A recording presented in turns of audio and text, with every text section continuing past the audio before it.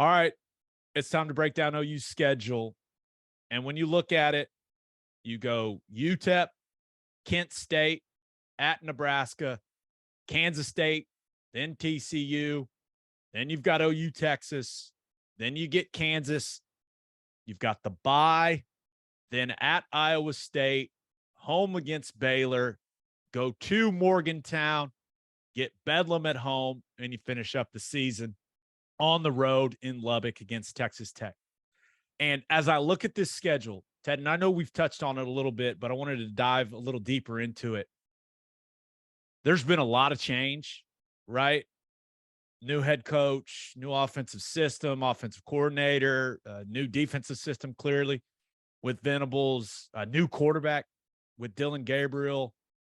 But I firmly believe if all of that wouldn't have taken place, right, if there wasn't so much change and I think some uncertainty that comes with that, there'd be a real conversation about the possibility of OU going undefeated. Yeah. Because and that I don't think that's a fair conversation for Brent Venables, right? Year one as a head coach, like it's really, really hard to go undefeated, no matter how well the schedule lays out for you. But the guy didn't take the job to go 9-3. I know that for a fact. So you look at it with Nebraska being your toughest non-conference game, like it is, man, the schedule lays out well. It does. And here's the way I look at it. And just kind of like what you said, maybe it's not fair, but last year with a really similar schedule, you could make the argument that this year's schedule is, you really don't need to make the argument. It is, other than the Nebraska game being on the road, Oklahoma State, Baylor being at home. I feel like we almost ran the table last year, and I think that we're going to be better pretty much across the board than we were a year ago. We're throwing into the end zone to beat Oklahoma State. Baylor in Waco, they kicked our ass. Okay, there's no way around that one. But you don't have to get a whole lot better from what we saw last year in order to take that schedule and, maybe you don't beat Baylor, but you beat Oklahoma State and you take a lot of those close games and make them, double-digit victories. I feel like that's definitely in the cards this year. Yeah. You do have to feel like maybe there's going to be a hiccup somewhere, but I'm totally with you. It's something that you don't necessarily want to say because we haven't had an undefeated regular season since 2004. So to predict that is not something that you necessarily want to throw out there, but my goodness, they'll be a favorite in every game. And unless something happens injury wise, you feel like they should win every game that they play. Now that doesn't always happen, right? It rarely happens, even with the some of the greatest teams that we've seen. So all that to say, I agree. Yeah. And, I spent some time looking around the country when it comes to favorable conference schedules. The conference schedule for OU can't get much more favorable than it is. When you talk about the other teams that are expected to be in the mix for a conference championship in the Big 12, they don't play any of them on the road. You got Baylor in Norman. You've got Bedlam in Norman. You get K-State in Norman. And then, of course, you get Texas in the Cotton Bowl. So when you look at whether you're looking at the media poll or any of these AP polls, like I think everyone views the top half of the Big 12 this year as OU, Texas, Kansas State, Oklahoma State, and Baylor. You don't have to play any of those other four teams on the road. You can't ask for a better conference schedule than that in year one if you're Brent Venables. You just can't. So knowing that, I'm not saying that they should run the table in the Big 12, But I am saying, like, it can't set up better for them to run the table in the Big 12. So Right. that becomes the question for me is like, should we expect them to run the table in the Big 12? Like, should that be the expectation? Like, I know the expectation is for them to be one of the two teams to play for a Big 12 title in Arlington. That is undoubtedly the expectation. But as I kind of look at it, man, it's hard not to look at that schedule and to go, man, 9-0 is it's pretty attainable. You know what I mean? Yeah.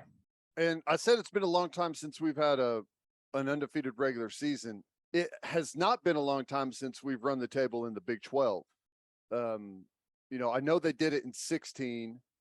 I'm trying to think if they've done it another time recently, but Speaking of that 2016 team, Sunday's episode, D.D. Westbrook, ladies and gentlemen. And we've already recorded the interview. And let me tell you, highly entertaining. Oh my gosh, one of the best ones we've ever done. yeah, it was great. It really was. But yeah, so I'm totally with you. It line, especially for, it's just the Big 12, but knowing that you play every single person in your conference for it to lay out the way that it lays out this year, it's all you can ask for. You just go out there and you take care of business, and who knows what you might have at the end of the season. Yeah. So when we look at the schedule, and you and I tend to have different thoughts on this, but what are the most concerning games? I don't want to say they're scary. I'm going to call them concerning, or the ones that get your attention the most. Right. When you look at it right now, and I know we haven't even seen this team play a snap together in the 2022 season, but as you're just looking on paper, what games concern you the most? Well, this isn't the most concerning, but as I look at it, the way that it lays out, the Nebraska game is interesting. It's going to be the first time Dylan Gabriel's gone on the road into an environment like that. That's going to be a Nebraska team that has played an extra game. They're going to be a little more into their season at that point. They obviously have a lot on the line. They're going to be better at quarterback. They're going to have a different offense. They're going to have some things in store for Oklahoma that we haven't seen. Although Venables knows Whipple's offense and has some background there, it's still going to be a little bit of an unknown. We know they're tough defensively. They're tough physically. So that game is worrisome. I think we should win it, but it's worrisome. But Kansas State the week after is the game that's really got me interested, because Kansas State we know how they play. We know how they play Oklahoma. We know that their scheme in the past has been one that's been the Achilles heel for what we've done. Now we've got different scheme now offensively.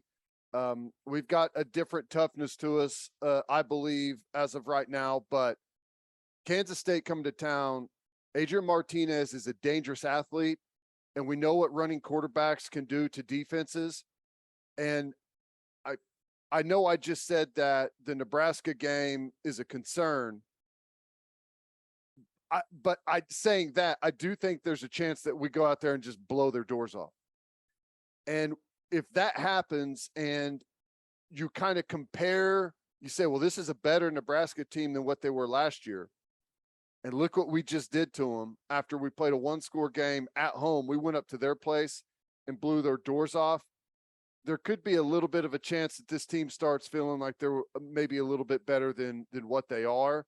And, and I know that the staff will kind of stay ahead of that, but the Kansas State game worries me. And then my next one is at Iowa State, because I just don't know what to expect from Iowa State. There's a lot of people looking past them, and part of me starting to feel like that's going to be a dangerous football team. Yeah, I think that they're one of the teams that I think is going to be a lot better than people think they're going to be. Yeah. And the interesting part about Iowa State is OU gets them in Ames. Remember, that game got moved to Saturday. So that's October 29th. Iowa State's going to be a lot better of a football team on October 29th than they are on September 3rd. No doubt. And Hunter Decker's their quarterback, who Matt Campbell said is going to be a dude. And he told me that at Big 12 Media Day. Like, he will have had some time under his belt at that point. He'll be way more comfortable. And we know what that defense is going to be with John Haycock and, of course, Will McDonald, arguably the best edge rusher in the conference. So, yeah, Iowa State, it ain't going to be easy in Ames, man. It's the days of going to Ames and just beating down Iowa State, those days for the most part are over. Yeah, and it's a crazy atmosphere too. That place, that damn GJ. It's a rave. The one thing that's missing, I guess, is, well, I was going to say the drugs, maybe not. Maybe the drugs are going up there, and some bottle service. Yeah, some neon lights spinning around. But yeah, that game's a concern. Yeah, and I like what you said about the Kansas State game. And just one quick note on that. I think you and I, we've both been fairly critical of Adrian Martinez as a player. Mm-hmm. But after seeing that story about him playing last year with a broken jaw, I got some respect for that dude, right? Like, now he needs to turn the ball over way less. There's no doubt. But I'm never questioning that dude's toughness. That's a hell of a story. But the style that Kansas State is going to play, like, with the way that OU wants to play offensively, if Kansas State can slow it down and reduce possessions, that game could be interesting. But I don't know. I do have some questions about Kansas State's offensive line and how that all is going to look for them this season. They got to replace 3 guys in the interior that played a ton of football for them. So you mentioned the Nebraska game, and I agree. One thing, I think one thing that people, look at that game and they feel comfortable about it's because OU's going to have a big talent advantage. And that's true. There's no doubt. But that place is going to be rocking, man. 90,000. And it's the first time OU's been to Lincoln since 2009. Scott Frost and that staff are, I don't want to say desperate, but they are, you talk about a heightened sense of urgency to win that game. Casey Thompson, a quarterback, like, that's going to be a really tough atmosphere. And it's going to be an atmosphere that some of these guys have really never experienced on the road. And I'm not saying that there aren't great road atmospheres in the Big 12, but other than what they've seen in the Cotton Bowl, right, only half the stadium's against you there. This is going to be 99% of people against you in Lincoln. So it's going to be interesting. You mentioned that. Is this the biggest road atmosphere that we've played in since Ohio State? Yes. Yeah. Unquestionably. Yeah. Didn't think they haven't, like, and now Manhattan gets going, Ames gets going, but it's not going to be like Lincoln's going to be, man. That's a huge stadium. Yeah. Huge. And those fans, man, they're like OU fans. They're great. So I just handling that atmosphere that's the most interesting part of that game to me, is how the team handles just all of those people being against them. Now, Nebraska fans are nice, but they're not going to be nice that day until the game is over. So right. Of course, Texas is a mystery this year with Ewers, with what that defense is going to be. That atmosphere there, like, you never know. We say that about that game every single year. Doesn't matter how good they are. Doesn't matter how good we are. It's going to be a dogfight. Game's insane. There's no other way to describe it. But you mentioned Baylor on November 5th. That, I know it's in Norman, but what Baylor did to them last year doesn't matter where the game is played. And I know there's a new mentality, a new toughness with Brent Venables and with Schmitty coming in, all that stuff. But the same guys that pushed OU around last year are all back for Baylor. Not only on the offensive line, but on the defensive line. All of them.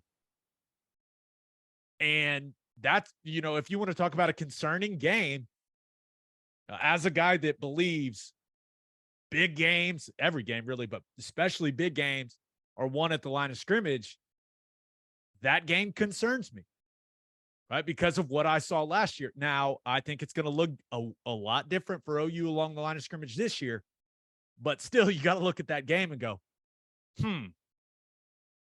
that'll be interesting. And then the last concerning one for me, just because I feel like it is in like the ultimate trap game spot. You've got Baylor on November 5th, and then you've got Bedlam on November 19th. And in between those, you got a trip to Morgantown. Yeah. And West Virginia's never beaten OU in the Big 12, but that team played us so close last year.